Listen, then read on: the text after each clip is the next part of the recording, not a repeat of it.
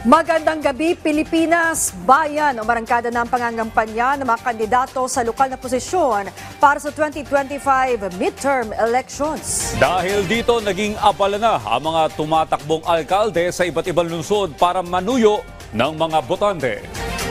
May isa't kalahating buwan din ng mga kandidato para ilatag ang kanilang mga plataporma. Yan ang ulat ni Isaiah Mirafuentes. Ngayong araw ang simula ng local campaign period.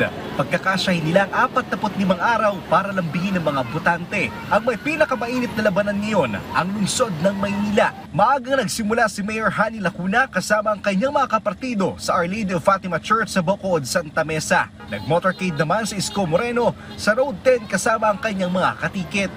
Nangampanya rin ang tumatakbo sa pagka-mayor ng Maynila na si Sam Bresosa at kanyang mga kapartido. Sa Navotas City, maaga rin nag-ikot ang buong ticket ni Mayor John Ray Chanco. Sinimula naman na ng tumatakbong mayor ng Caloocan na si Antonio Trillanes ang panunuyo sa 8th Avenue. Si incumbent Caloocan Mayor Along Malapitan naman, sinimula na ang kampanya sa pagdalo ng misa.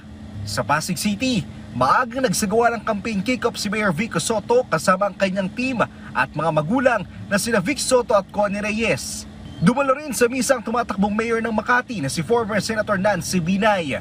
Sa Las Piñas, misa rin ang dinaluhan ni Senator Cynthia Villar na tumatakbo bilang representative. Habang nagsasagawa rin ng kanyang kick-off campaign ngayong araw, ang buong partido ni Lani Cayetano sa Taguig.